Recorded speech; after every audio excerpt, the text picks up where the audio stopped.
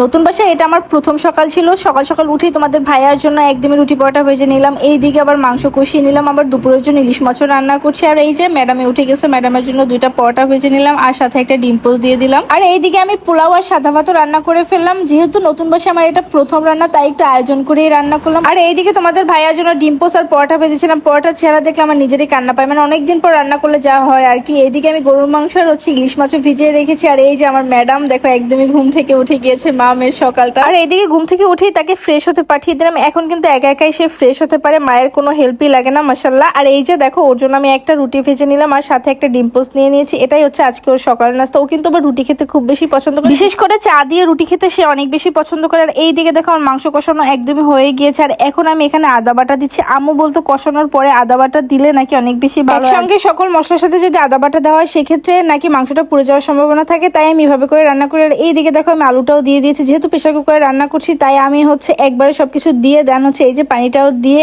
একবারে সিটির অপেক্ষা করব। আর এইদিকে আমি ইলিশ মাছটাও ভেজে নিয়েছি, যেহেতু আব্বু আম্মুর সঙ্গে আমার বোনরাও আসবে তাই আর কি একটু টুকিটাকি করে রান্না করছি। আর এই যে ইলিশ মাছ অল্প দেখে তোমরা কেউ ভেবো না যে আসলে এতগুলো মানুষকে ইনভাইট করছে আর একটা ইলিশ মাছ রান্না করেছে, মানে আমাদের বাসায় অনেক ইলিশ মাছ পছন্দ করে না, তাই আমি একটা ছোট্ট করে ইলিশ মাছ নিয়েছি। আর পিসগুলো দেখলে তো আমি হতাশ, আজকাল বাজারে একদমই বড় ইলিশ দেখাই যায় না। আর এইদিকে দেখো আমি ভেন্ডি ভেজিও করে নিচ্ছি। আরুষি আবার ভেন্ডি ভেজি অনেক বেশি পছন্দ করে, সাথে তোমাদের ভাইয়া, মানে আমি রেগুলার একটু ভেন্ডি ভেজি রাখার ট্রাই করি। ভেন্ডি ভেজি দিয়ে মাশাআল্লাহ আরুষি অনেকগুলো ভাত খায়, যেটা দেখলে অনেক বেশি ভালো লাগে। যেটা বললাম আমি আবার একটু পোলাও করেছি, পোলাও ওভাবে করে কেউ পছন্দ করে না, বাট হচ্ছে একটু আয়োজন করলাম এই আর কি। আর বাচ্চারা তো একটু পোলাও পছন্দ করে। আর এইদিকে আম্মু যখন শুনছে আমি পোলাও রান্না করি, আমার জন্য আবার ডিম রান্না করে নিয়েছে। আমি আবার ডিম দিয়ে পোলাও খেতে অনেক বেশি পছন্দ করি। মায়েরা বুঝি এমনই হয়, সন্তানরা যা পছন্দ করে তা রান্না করে দিতে পারলেই শান্তি। যেমন আমারই আরুষি ভেন্ডি পছন্দ করে, আমি ভেন্ডিটা রান্না করার জন্য একদম পাগল হয়ে গিয়েছে। আর এইদিকে আমার ছোট বোনকে আমি আবার খাবার দিলাম। আর এই তো সবাই মিলে একসাথে আইসক্রিম খাচ্ছিলাম। আর আমার তো বাসা সাজানোর জন্য অনেক কিছু কিনতে হবে, তাই তো মামে একদম যে অবস্থা ছিলাম সেই অবস্থায় দৌড় দিলাম। কাছেই দোকান, তাই ওইভাবে করে আর রেডি হলাম না। সাথে তোমাদের ভাইয়াও অ্যাটেন্ড করবে। গিয়েই তো এই বাবুই পাখিটার উপরে একদম নজর পড়লো, মানে বাসার উপরে দুইটাই সেম প্রাইস, মানে বড় ছোট দুইটারই। তারপর অনেক চিন্তা ভাবনা করে ছোটটাই নিলাম। আর এইদিকে আমি কিছু ফুলদানিও দেখতেছিলাম কোনটা নেওয়া যায় আর কি। আমি বাথরুমে আর হচ্ছে রান্নাঘরে রাখবো, এর জন্য এই যে ছোট চেরিটা আমার দেখে খুব ভালো লাগলো, তাই ওইটাও নিয়ে নিলাম। টুকিটাকি সবকিছুই এই দোকানের মধ্যে পাওয়া যায়, মানে ওইরকম আহামরি অনেক কিছু পাওয়া যায় না, বাট যেগুলো আমি বলবো সেগুলো সে আমাকে এনে দিতে পারবে, তাই এইখানে আমি বরাবর যাই। এই গ্রিন কালারের টপটা তোমাদের কাছে কেমন লাগে? আমার আবার এই টপটা বেশ পছন্দ হয়েছে, আমি ভাবলাম এটা বেসিং এর কাছে রাখবো, তাই এটা নিলাম। আর এই যে রেড